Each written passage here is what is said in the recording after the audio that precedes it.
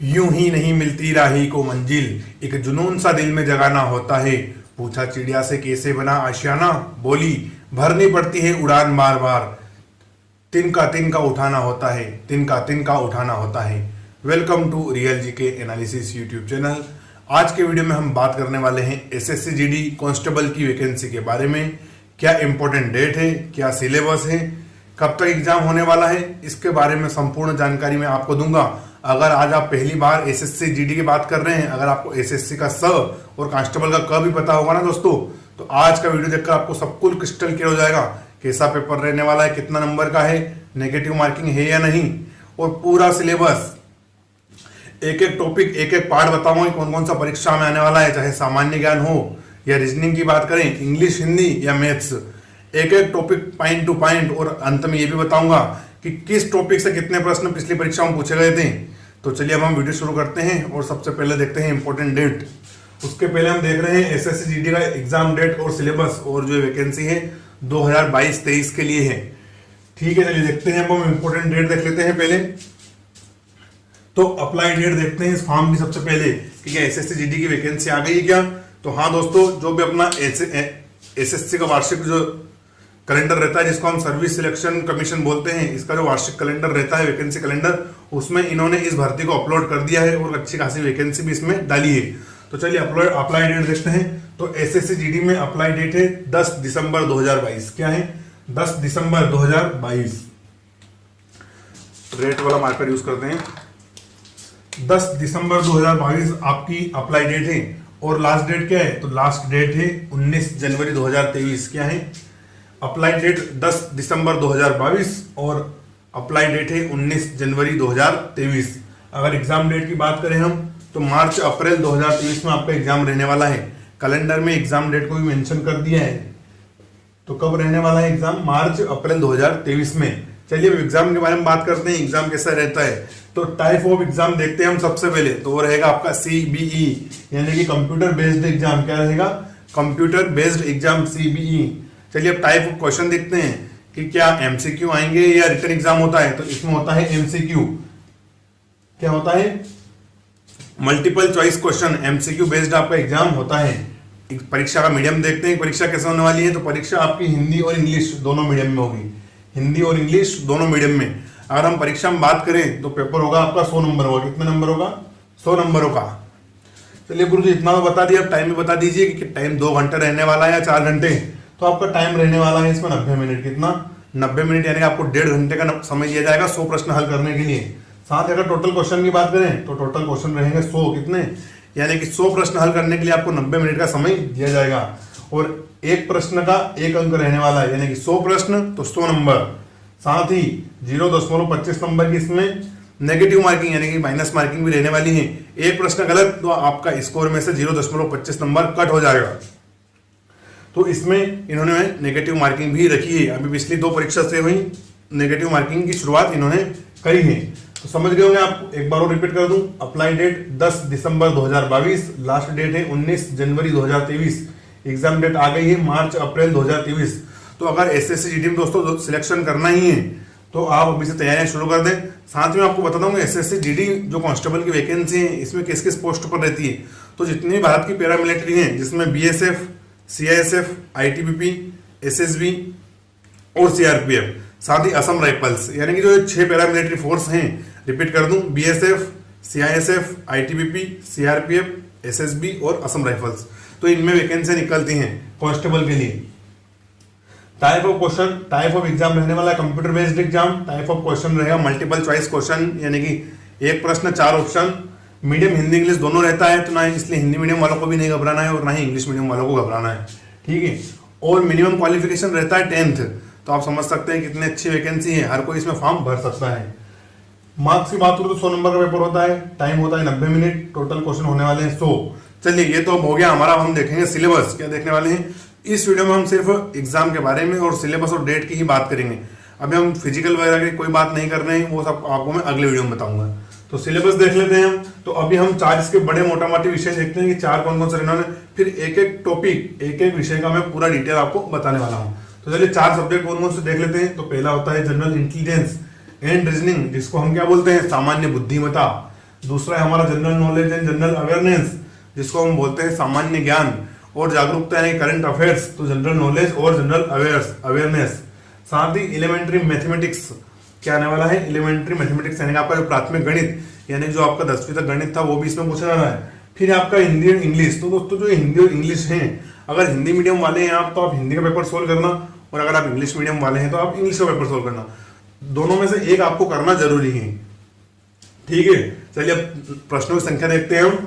तो रीजनिंग सामान्य बुद्धिमत्ता से आने वाले हैं 25 प्रश्न, सामान्य ज्ञान और जनरल अवेयरनेस से आने वाले हैं 25 प्रश्न, प्राथमिक गणित जिसको हम मैथ्स बोलते हैं इससे आने वाले हैं 25 प्रश्न, और हिंदी और इंग्लिश दोनों के आने वाले हैं 25 प्रश्न, लेकिन हमको सोल्व एक करने आए। तो इसलिए इस तरह आप समझ गए होंगे कि 25 यानी कि चारों विषय के 25 प्रश्न आएंगे, तो टोटल 100 नंबर का आपका पेपर होने वाला है।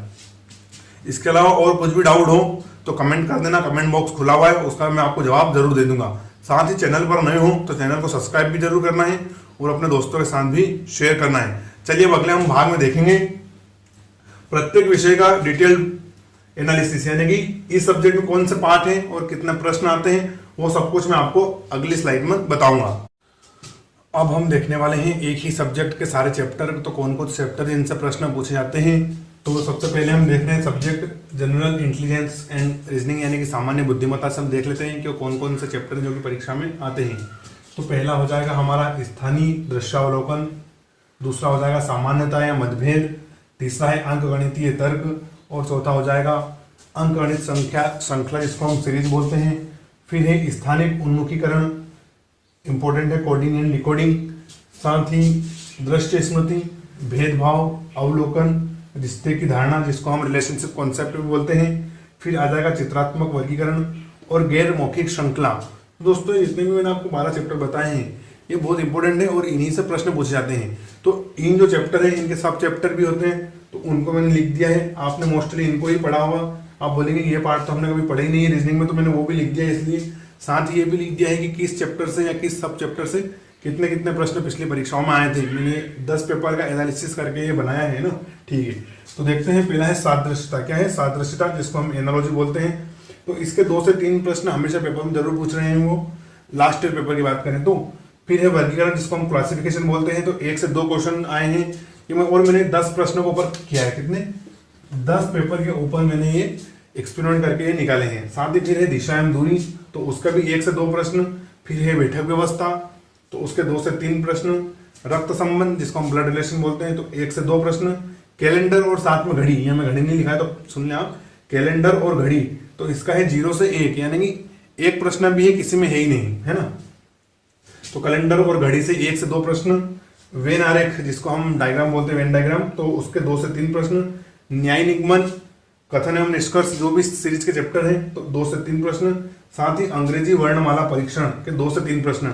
और दोस्तों किसी किसी सेट में तो इसके 5 से भी अधिक प्रश्न है। किसके, अंग्रेजी वर्णमाला परीक्षण यानी जो अल्फाबेट होते हैं, अलग अलग सीरीज चलती है इनकी, कोडिंग डिकोडिंग, तो इसके 2 से 3 तो नॉर्मल ही है, लेकिन कुछ कुछ सेट में 5 से अधिक प्रश्न भी इसके पूछे हैं। तो आप समझ गए होंगे अब रीजनिंग के विषय में कौन कौन से चैप्टर आपको पढ़ने हैं, कौन कौन सा आपको टॉपिक अच्छे मार्क्स दिलाने वाले, अच्छे नंबर दिलाने वाले हैं। और दोस्तों ऐसा भी नहीं कि रीजनिंग को ज़्यादा कठिन होती है, आप 25 में से 23, 22, 21 नंबर आसानी से ला सकते हैं अगर 5-6 महीने अच्छी मेहनत कर लें तो चलिए आप पहला हमारा सब्जेक्ट हो गया है reasoning, general intelligence and reasoning. दूसरा हम बात करेंगे अब मैथ्स की। चलिए अब देखते हैं दूसरा इंपॉर्टेंट सब्जेक्ट जो कि है मैथ्स, मैथमेटिक्स या प्राथमिक अंकगणित, एलिमेंट्री मैथमेटिक्स। तो ये हो जाएगा हमारा मैथमेटिक्स। तो इसके सारे इंपॉर्टेंट चैप्टर देख लेते हैं हम। तो पहला हो जाएगा संख्या प्रणाली, नंबर सिस्टम, बहुत इंपॉर्टेंट है। फिर हो जाएगा भिन्नात्मक संख्या, तीसरा है मौलिक अंकगणितीय समस्याएं, 4 नंबर पर है दशमलव। 5वां हमारा चैप्टर हो जाएगा संख्याओं के बीच संबंध, और छठा बहुत ही मोस्ट इंपॉर्टेंट है प्रतिशत, परसेंटेज। फिर हो जाएगा समय और कार्य, टाइम एंड वर्क, औसत, एवरेज। दोस्तों टोटल 16 बहुत इंपॉर्टेंट चैप्टर जिनको आपको कंप्लीट करके जाना है। फिर है लाभ और हानि, प्रॉफिट एंड लॉस, अनुपात एवं समानुपात। फिर हो जाएगा छूट एवं बट्टा, हालांकि इसी का चैप्टर है, लाभ और हानि में आता है छूट और बट्टा, लेकिन फिर भी मैंने अलग से लिख दिया है। फिर है समय, दूरी और चाल, टाइम डिस्टेंस, है ना। फिर है क्षेत्रमिति, मेंसुरेशन, साथ ही समय और अनुपात, ये भी अनुपात और समानुपात वाला चैप्टर का ही है, लेकिन मैंने अलग से लिख दिया है। फिर है संपूर्ण संख्याओं की गणना, साथ ही साधारण और चक्रवर्ती ब्याज बहुत ही इंपॉर्टेंट है। तो जितने भी 16 हैं आप चाहें तो इसका स्क्रीनशॉट भी ले सकते हैं अपने पढ़ते समय लिखने के लिए, या यहाँ से उतार कर एक रफ कॉपी या एक पेज पर उतार के कहीं चिपका लें जहाँ पढ़ते हैं। तो ये सारे आपने 16 इंपॉर्टेंट चैप्टर देख लिया। अब हम देखते हैं कि किस चैप्टर से कितने प्रश्न आते हैं। साथ ही दोस्तों आपको वीडियो पूरा देखना है, और अगर चैनल पर नए हो तो चैनल को सब्सक्राइब जरूर करके जाना है। तो चलिए हम पहले देख लेते हैं संख्या प्रणाली, भिन्नात्मक संख्या, मौलिक अंकगणितीय समस्याएं, दशमलव और संख्या के बीच संबंध। दोस्तों जो ये 5 टॉपिक हैं इससे सबसे ज्यादा प्रश्न आते हैं। 5 टॉपिक से 4 से 5 प्रश्न। किसी किसी सेट में तो मैंने सिंप्लीफिकेशन सरलीकरण के ही 5-5 प्रश्न देखे हैं। तो ये जो टॉपिक है आपको बहुत अच्छे से कवर करना है, क्योंकि 4 से 5 प्रश्न इन्हीं से आने वाले हैं। फिर इंपॉर्टेंट टॉपिक है प्रतिशत, जिसके 1 से 2 प्रश्न मैंने हर सेट में देखे हैं। फिर है औसत, जिसके भी 1 से 2 प्रश्न मैंने हर सेट में देखे हैं। समय और कार्य 1 से 3 प्रश्न मैंने इसका देखा है। इसका टाइम एंड वर्क के 1 से 3 प्रश्न तो बहुत ही आपको इंपॉर्टेंट है ये। फिर है लाभ और हानि और छूट और बट्टा दोनों एक साथ ही हैं, तो इसके भी 1 से 2 प्रश्न हर सेट में है। फिर है अनुपात और समानुपात, तो 2 से 3 प्रश्न हर पेपर में है। समय, दूरी और चाल, इसके भी मुझे प्रश्न दिखे हैं। एक सेट में मुझे 4 प्रश्न इसके दिखे थे, तो फिर भी मैंने इसका एवरेज 1 से 3 प्रश्न यहाँ पर लिख दिया है। फिर है मेंसुरेशन क्षेत्रमिति, वो है 1 से 2 प्रश्न। साथ ही एक और इम्पोर्टेंट चक्रवर्ती और टॉपिक है साधारण और चक्रवर्ती ब्याज, जिसके 2 से 3 प्रश्न मैंने देखे हैं। तो ये मैंने आपको चैप्टर वाइज भी बता दी है कि सेट में कितने कितने प्रश्न आते हैं, तो उस हिसाब से आप तैयारी करें। जो जिस चैप्टर का वेटेज ज़्यादा हो उसका थोड़ा रिवीजन और पढ़ाई ज़्यादा करें, जिसका वेटेज कम हो उसका थोड़ा कम करें। लेकिन ऐसा नहीं होगा आप चैप्टर ही छोड़ दें, आपको चैप्टर बिल्कुल भी नहीं छोड़ना है, क्योंकि एक दो प्रश्न कहीं से आ जाता है ना। अगर उस दिन किस्मत बहुत ज़्यादा खराब रही तो उसी चैप्टर से प्रश्न आ गए तो आप क्या कर लेंगे। इसलिए आपको चैप्टर छोड़ना नहीं है, थोड़ा थोड़ा उनको भी जरूर पढ़ना है। तो मैथ्स हो गया, अब हमारा बचा है जीके और हिंदी और इंग्लिश, है ना। तो वो भी हम देख रहे हैं। रीजनिंग और मैथमेटिक्स का पूरा चैप्टर वाइज सिलेबस देखने के बाद अब हम देखेंगे करंट अफेयर्स और जनरल नॉलेज, यानी कि सामान्य ज्ञान का चैप्टर वाइज टॉपिक वाइज पूरा सिलेबस। उसके पहले दोस्तों मैं आपको बता दूं, अगर आप एसएससी जीडी की तैयारी कर रहे हैं और आपको फाइनल सिलेक्शन लेना ही है, तो आप रिटन एग्जाम यानी कि सीबीटी के साथ साथ आप थोड़ा फिजिकल की भी तैयारियां शुरू कर दें, क्योंकि आने वाले समय में अभी अगस्त का महीना चल रहा है, सितंबर अक्टूबर में ठंड पड़ना शुरू हो जाए, थोड़ा फिजिकल करना कठिन हो जाता है। इसलिए आप आज से ही थोड़ा थोड़ा फिजिकल भी शुरू कर दीजिए, ताकि आपको ठंड के मौसम में ज़्यादा फिजिकल करने में कठिनाई ना हो, क्योंकि इसमें 5 किलोमीटर का फिजिकल होता है। अगले वीडियो में हम पूरा विस्तृत फिजिकल वगैरह के ही बारे में बात करेंगे और कट ऑफ भी मैं आपको साथ में बताऊंगा। तो चलिए आज हम देखते हैं जनरल नॉलेज और अवेयरनेस का पूरा चैप्टर। तो इसमें हमारा पहला चैप्टर है भारत और उसके पड़ोसी देश, यानी कि जो भारत देश है उसकी अवस्थिति क्या है, कितने राज्य हैं, केंद्र शासित प्रदेश कितने हैं, किस राज्य का कौन राज्यपाल है, कौन मुख्यमंत्री है, प्रधानमंत्री है। ऐसे ही सब कुछ प्रश्न जो भारत संबंधित बनेंगे वो इसमें पूछेंगे। साथ ही पड़ोसी देश, तो आपको पता ही होगा कि हमारे पड़ोसी देश कैसे हैं। 3 देश आर्थिक संकट से जूझ रहे हैं, नेपाल, बांग्लादेश और श्रीलंका।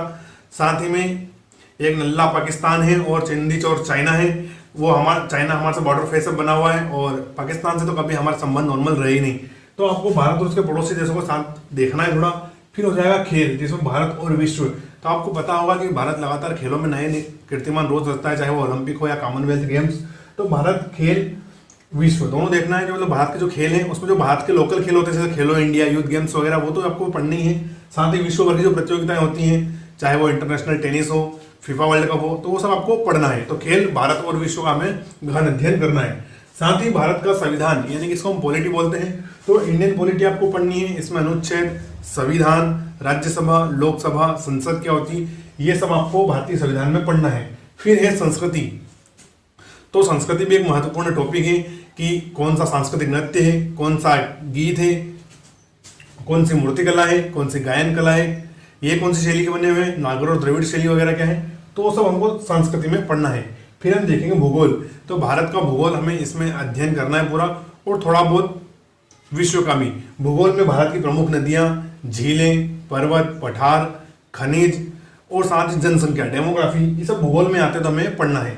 चलिए अगर हम इतिहास की बात करें तो इतिहास में हम सभी को पढ़ना है सिंधु घाटी सभ्यता, वैदिक सभ्यता, उसके बाद आ जाएगा मिडाइवल हिस्ट्री में हम आ जाते हैं, तो फिर मुगल शासन, और साथ ही इसके साथ मराठा साम्राज्य, राजपूत डायनेस्टी, और इसके अलावा जो भी मौर्य काल, जो महाजनपद काल था, वो सब हमें इसमें पढ़ना है।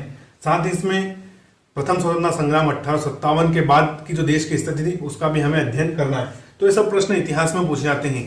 और फ्रिक्वेंटली क्वेश्चन पूछे जा रहे हैं। फिर हम देखते हैं इकोनॉमिक्स यानी जिसको आर्थिक बोलते हैं, तो इसको हमें पढ़ना है, जिसमें कुछ पंचवर्षीय योजनाएं, प्रमुख समितियां, ये सब इसमें पढ़ा जाएगा। फिर है सामान्य विज्ञान, तो दोस्तों इसमें सामान्य विज्ञान को इन्होंने जनरल नॉलेज के अंदर ही शामिल कर लिया है। तो इसमें आपको मोटा मोटी जो आपने 10वीं तक पढ़ रखा है पढ़ना है विज्ञान यानी कि साइंस सब्जेक्ट, जो भी आपने 10वीं तक पढ़ा है, क्योंकि 10वीं लेवल का परीक्षा है, कुछ कुछ प्रश्न टफ आ जाते हैं, लेकिन 10वीं तक का ही इसमें विज्ञान पूछा जाएगा। साथ ही इंपॉर्टेंट है स्टैटिक जीके।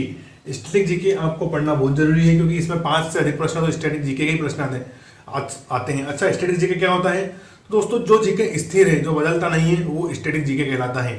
जैसे कि मान लो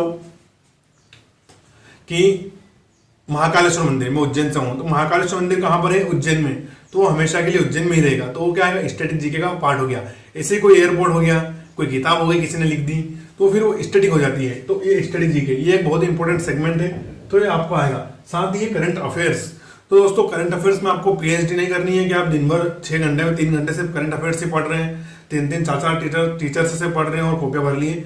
करंट अफेयर्स दोस्तों आपको सिर्फ एक टीचर का पकड़ लेना है, उसको नॉर्मली पढ़ना है। साथ ही मैं आपको बताऊं दोस्तों, जो भी वनडे एग्जाम होता है उसमें मान लो आज का पेपर आज ही है, आज तारीख कितनी मान लें, 1 तारीख मान लें, तो 1 तारीख का जो सुबह का करंट अफेयर्स होगा वो आपको पढ़ना होगा, क्योंकि जो पेपर सेट करने वाले थे 1-2 दिन के पेपर के ही करंट अफेयर्स पूछते हैं। यानी 1 तारीख को पेपर है तो मोस्टली 30 और 31, बस इसमें से ही आपके अगर 10 प्रश्न आ रहे हैं तो 8 प्रश्न आपके इसी करंट इन 3 दिनों के करंट अफेयर्स में आएंगे। 2 क्वेश्चन आ जाएंगे, तो आप रोज पढ़ ही रहे हैं, उसको बस एक टीचर से पढ़ना है और उसका नॉर्मल रिवीजन करना है। तो करंट अफेयर्स में किसी को भी पीएचडी करने की कोई जरूरत नहीं है।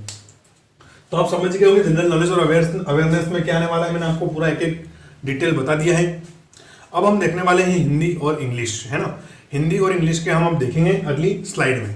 दोस्तों अभी तक हमने रीजनिंग, मैथमेटिक्स और जीके देख लिया है, अब हम देखने वाले हैं हिंदी और इंग्लिश, दोनों बहुत ही इंपॉर्टेंट है।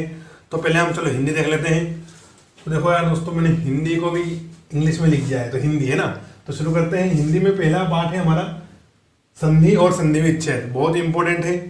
फिर है उपसर्ग एवं प्रत्यय, क्या है? उपसर्ग एवं प्रत्यय। फिर है पर्यायवाची और विलोम शब्द, सिनोनिम और इंटोनिम। फिर है मुहावरे और लोकोक्तियां, समास और समास के विग्रह, है ना, समास और समास के विग्रह। फिर है शब्द युग्म। फिर है वाक्य के लिए एक शब्द, क्या है? वाक्य के लिए एक शब्द यानी कि 1 वर्ड सब्स्टिट्यूट। फिर है संज्ञा सर्वनाम यानी जो पार्ट ऑफ स्पीच रहते हैं वो। फिर आएगा आपको वाक्य शुद्धि और शब्द शुद्धि, क्या है? वाक्य शुद्धि और शब्द शुद्धि। फिर है आपके वाच्य और क्रिया, ये 10वां टॉपिक है, वाच्य और क्रिया। और 11वां है वाक्य, जिसमें सरल, मिश्रित और संयुक्त, तीनों वाक्यों के बारे में हमें प्रॉपर जानकारियां होनी चाहिए। और लास्ट है कार्यालय पत्रों का ज्ञान, क्या है? कार्यालय पत्रों का ज्ञान। तो ये 12 टॉपिक हैं, ये हिंदी से रिलेटेड है, किससे?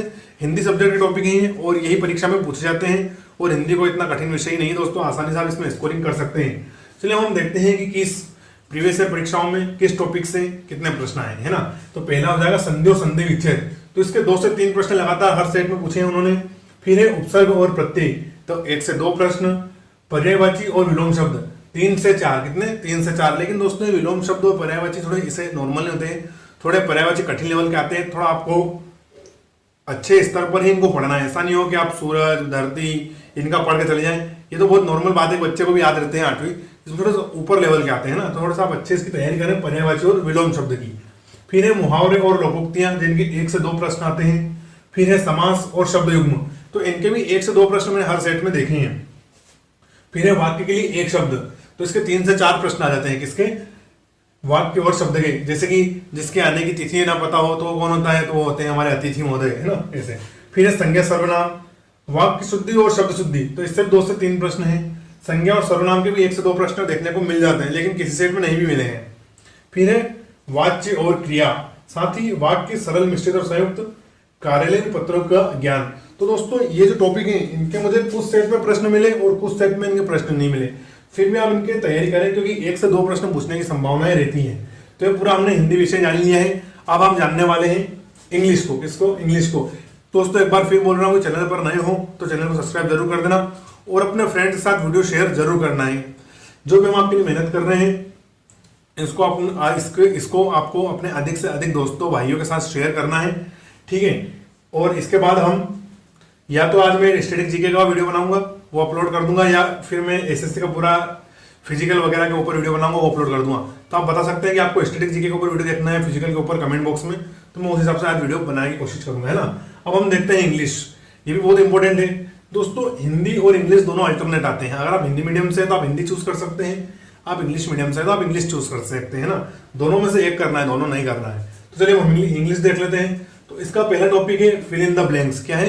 फिल इन द ब्लैंक्स, रिक्त स्थानों की पूर्ति करो। दोस्तों कक्षा तीसरी से ही हमने रिक्त स्थानों की पूर्ति करना शुरू किया है, तो आज तक भी हम रिक्त स्थानों की पूर्ति ही कर रहे हैं। तो fill in the blanks.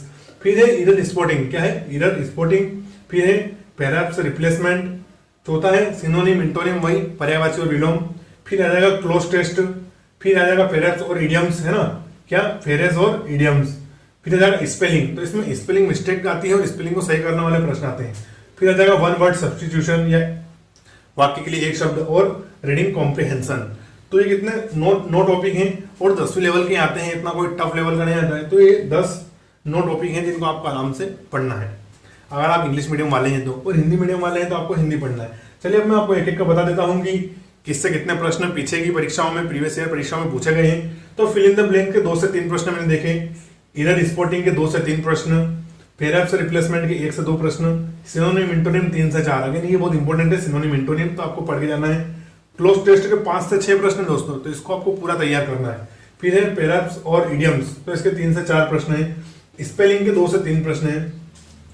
One word substitution के हैं 2 से 3 प्रश्न या 2 से 4 प्रश्न, और रीडिंग कॉम्प्रिहेंशन के हैं 5 प्रश्न।